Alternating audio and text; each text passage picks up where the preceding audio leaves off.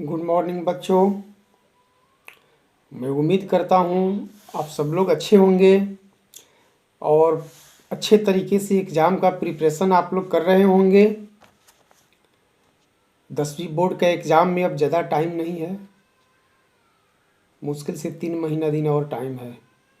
गिना चुना 90 डेज आप लोग के पास बचा हुआ है। इसी में अपना जो भी स्ट्रेटजी बनाना है अपना बना लो, जो भुजाना है सो भुजा लो, ठीक है। इससे ज़्यादा टाइम आप लोग को मिलने वाला भी नहीं है। दोस्तों, जब लिटरेचर कोई भी पढ़ाता है तो वीडियो थोड़ा सा लंबा हो जाता है। स्वाभाविक बात है, वो वीडियो 20 मिनट से ज़्यादा का हो जाएगा, आधे घंटे 20 मिनट के आसपास वो वीडियो हो जाएगा।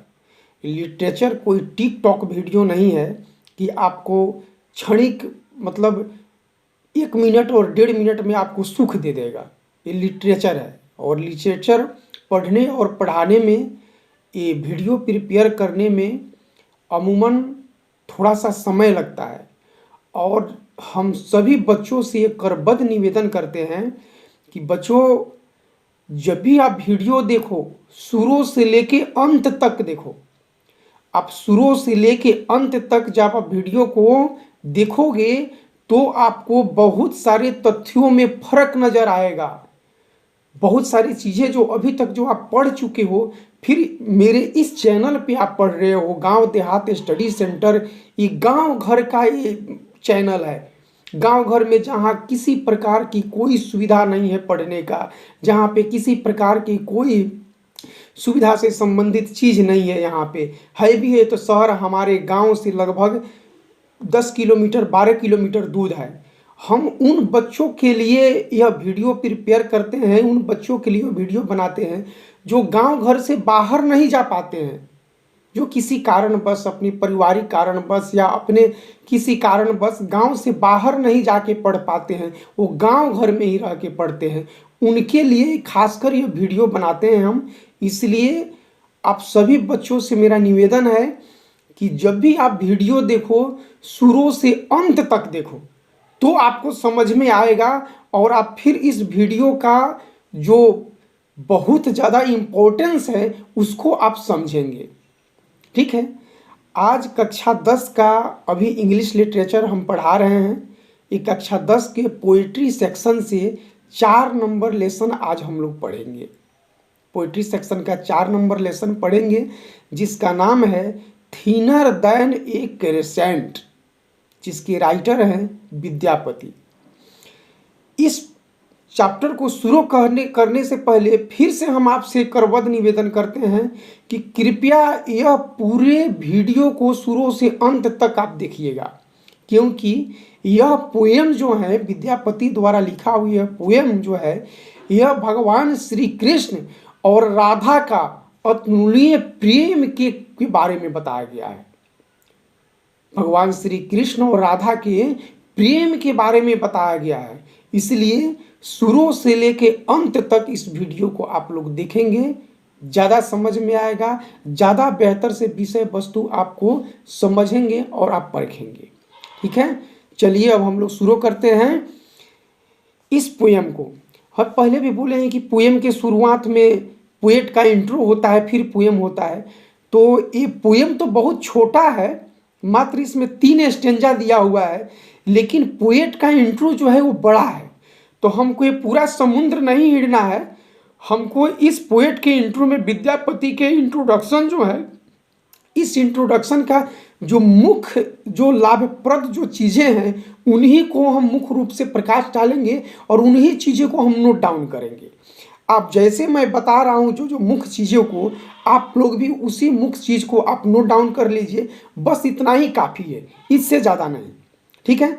चलिए शुरू करते हैं। कॉपी पेन हाथ में रखिए, जो भी बोलते जाए नोट डाउन करते जाइए। थिनर देन ए क्रेसेंट। थिनर, ये थीन का एक कॉम्परेटिव रूप है। थीन का एक कॉम्परेटिव रूप है। थीन का मतलब होता है पतला, तो पतले के जैसा, मतलब बिल्कुल उस पतला है तो पतले जैसा। क्रेसेंट का मतलब होता है अर्धचंद्र। द्वितीया का चांद आप लोग देखे हुए हैं, कैसे हंसुआ टाइप का निकलता है, द्वितीया तृतीया का चांद कैसे निकलता है, बिल्कुल हाशिए टाइप का कितना पतला।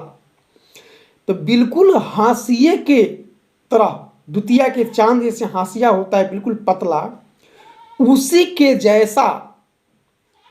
के जैसा थीनर देन ए क्रेसेंट, बिल्कुल पतले, जो दुधिया का चांद जो पतला होता है उसी के जैसा। इसका मतलब होगा द्वितीया के चांद जैसा, बिल्कुल उसी तरीके से पतला। अब उसी तरीके से पतला किस सेंस में कहा जा रहा है, किन सेंस में कहा जा रहा है, ये तो आगे जब हम पोएट पढ़ेंगे और पोएट इंट्रो पढ़ेंगे तो अब ज़्यादा समझ में आएगा। इसीलिए पहले ही बोले हैं कि वीडियो को शुरू से अंत तक देखिएगा। सॉरी, लिख रहे हैं विद्यापति के बारे में। Born in the village of Bispi in Madhubani, Vidyapati का जन्म मधुबनी के एक बिस्पी गांव में हुआ। अब ये बिस्पी कहाँ है इसके बारे में देखिए। On the eastern side of north Bihar, eastern side का मतलब हो गया पूर्वी भाग, नॉर्थ का मतलब उत्तर, बिहार का बिहार। पूर्वी भाग के, उत्तर बिहार के पूर्वी भाग में, उत्तर बिहार के पूर्वी भाग में मधुबनी जिला है। उस जिला के बिस्पी नामक ग्राम में विद्यापति का जन्म हुआ है। उत्तर बिहार के पूर्वी भाग के मधुबनी जिला के बिस्पी नामक ग्राम में विद्यापति का जन्म हुआ है। Vidyapati is well known for depicting the pangs of separation in the well known tradition of Jayadev. कह रहे हैं कि Vidyapati is well known, well known का मतलब होता है जाने जाते हैं। डिपिक्टिंग का मतलब होता है चित्रित करना, व्याख्या करना। डिपिक्टिंग का मतलब होता है चित्रित करना, व्याख्या करना। पेंग का मतलब होता है दर्द, और सेपरेशन का मतलब होता है जुदाई, विरह। सेपरेशन का मतलब होता है जुदाई, विरह।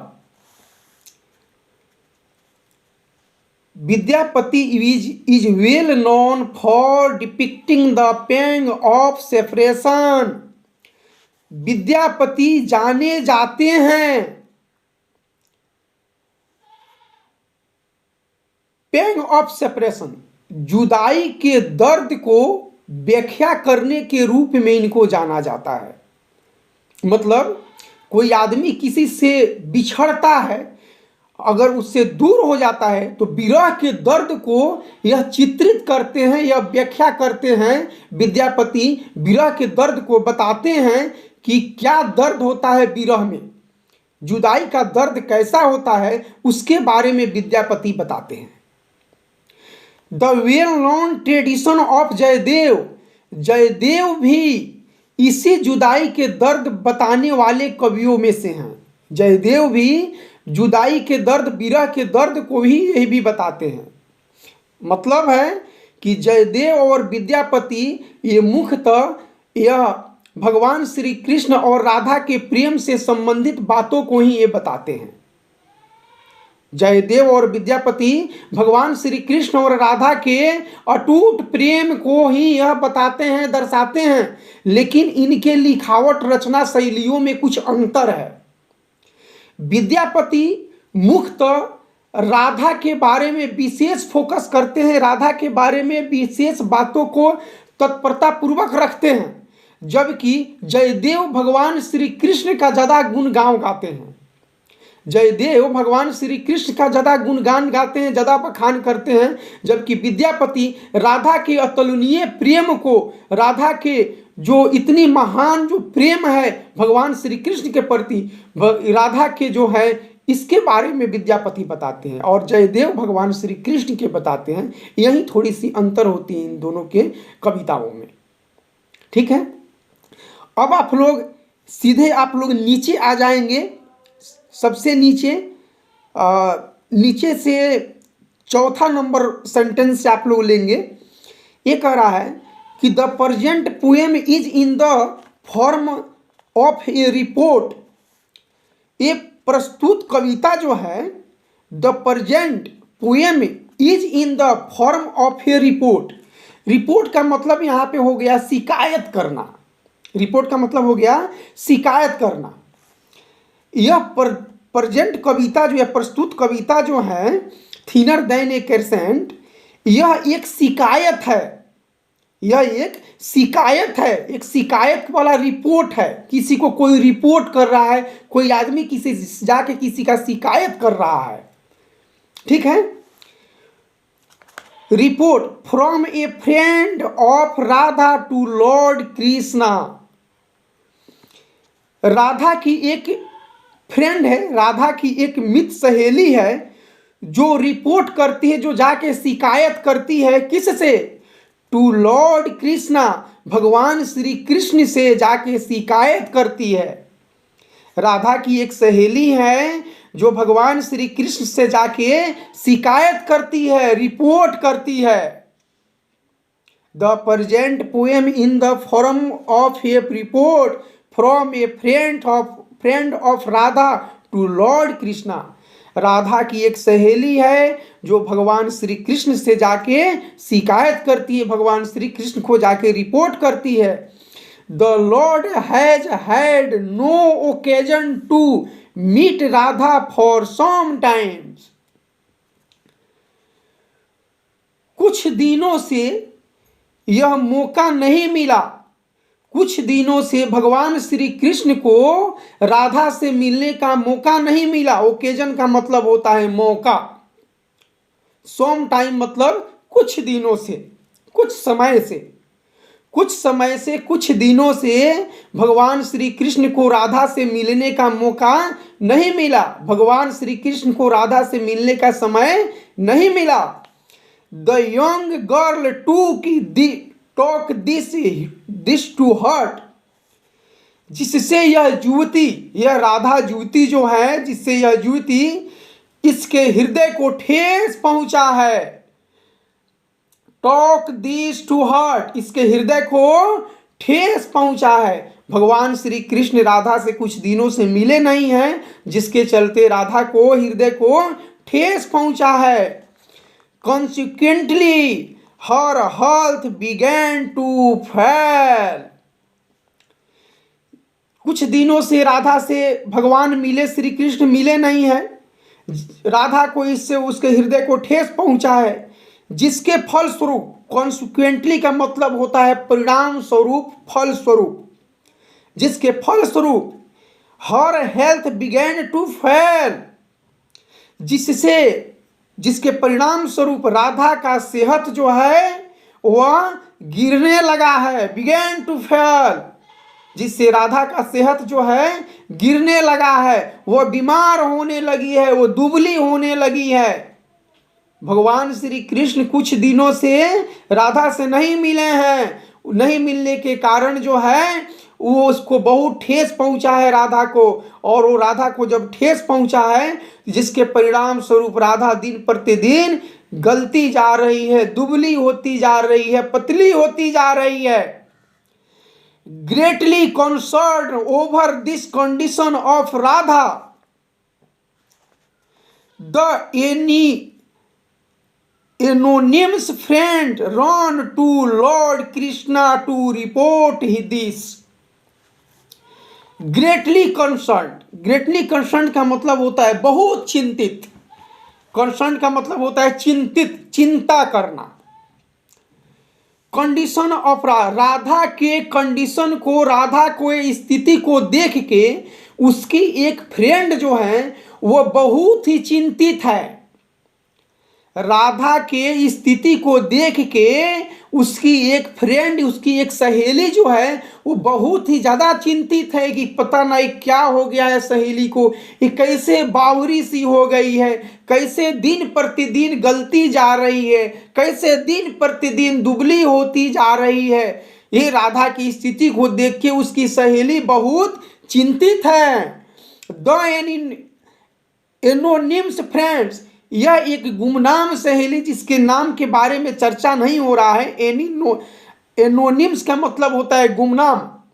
यह गुमनाम सहेली run to lord Krishna to report this. ये गुमनाम सहेली राधा की जो है यह चल के नहीं जाती, रन टू लॉर्ड, यह दौड़ के जाती है भगवान श्री कृष्ण के पास। राधा की सहेली जो है दौड़ के जाती है भगवान श्री कृष्ण के पास। क्या करने? शिकायत करने, टू रिपोर्ट दिस।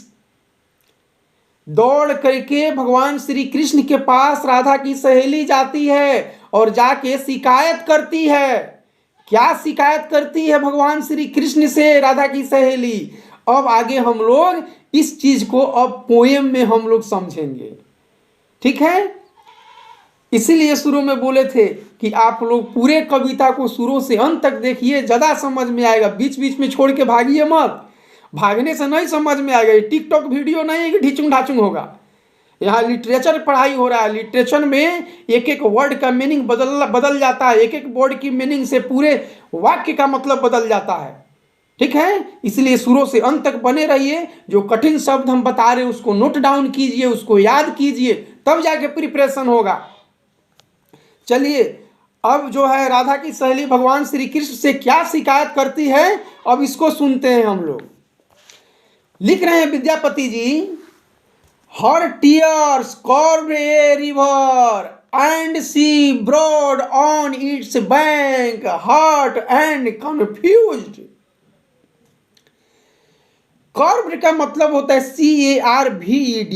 कर्व का मतलब होता है निकासी करना, किसी चीज में, लकड़ी में या किसी चीज में, किसी धातु में निकासी करके उसको बड़े शानदार ही चित्र के रूप में बना देना, निकासी कर देना।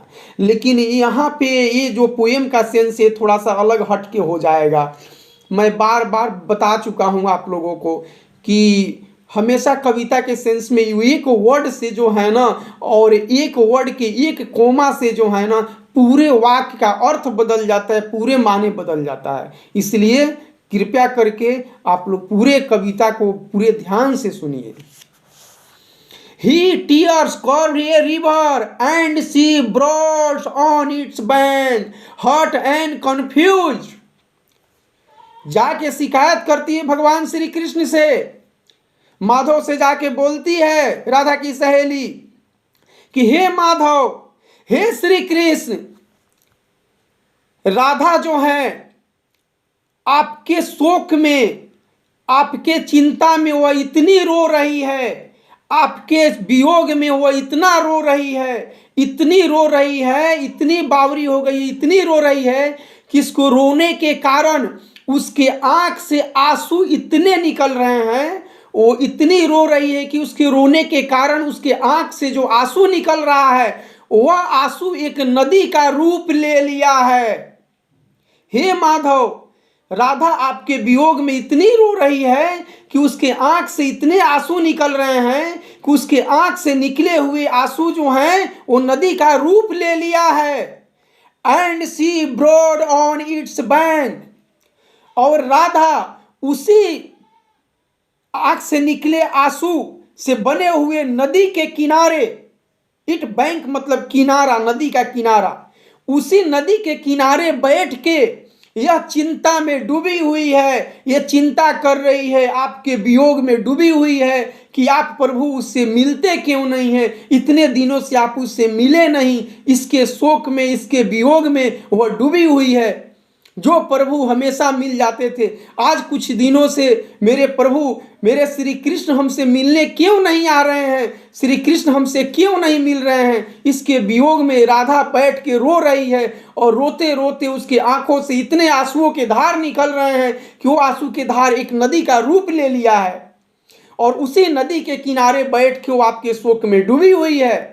हर्ट एंड कन्फ्यूज, और उसको बहुत ज़्यादा दुख पहुंचा है, बहुत ज़्यादा दुख हुआ है, और वह कन्फ्यूज है। कन्फ्यूज का मतलब होता है विचलित होना। वो कन्फ्यूज है, वो समझ नहीं पा रही है कि आखिर ऐसा क्या हो गया कि श्री कृष्ण जो है हमसे मिलने नहीं आ रहे हैं, क्या बात हो गई कि श्री कृष्ण हमसे मिलने नहीं आ रहे हैं। सेकेंड स्टेंजा देखते हैं। You asked her one thing, she speak of another. ध्यान से सुनिए। You ask her one thing, she speak of another.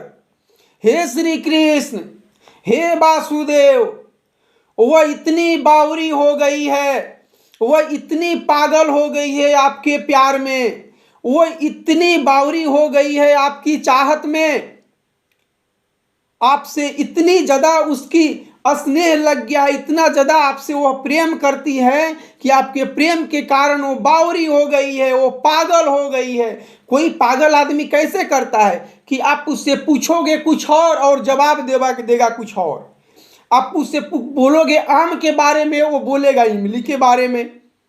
आप उससे उसका नाम पूछोगे, वो अपने गांव का नाम बताएगा।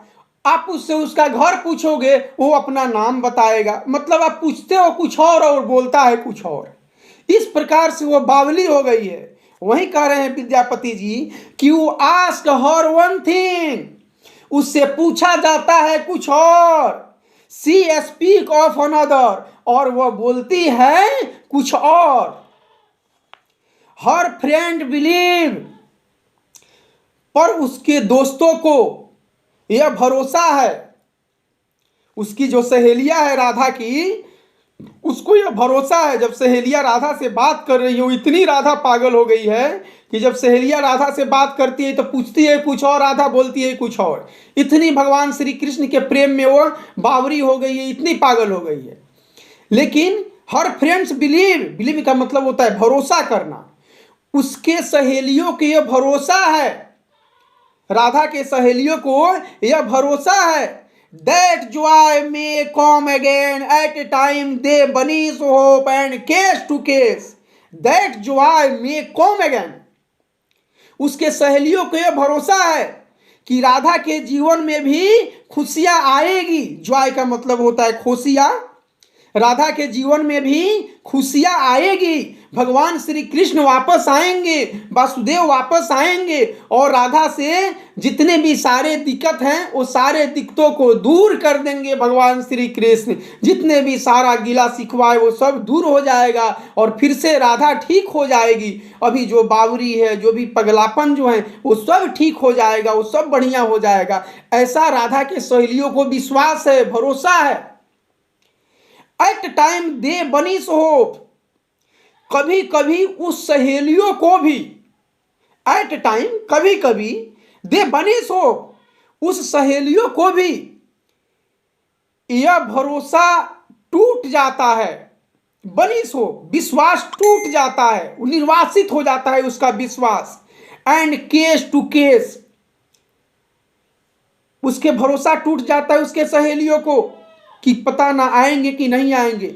फिर भी राधा को ढाढ़स बनाने के लिए, and case to case, Radha को ढाढ़स बांधने के लिए इस सब बातों को निकाल के वो हटा देती है। वह अभी चुप हो जाती है, शांत हो जाती है। राधा को ढाढ़स बनाने के लिए वह शांत हो जाती है। तीसरा स्टेंजा क्या कहता है? ओ Madhav, I have run to call you, Radha each day grows thinner than the crescent in the sky।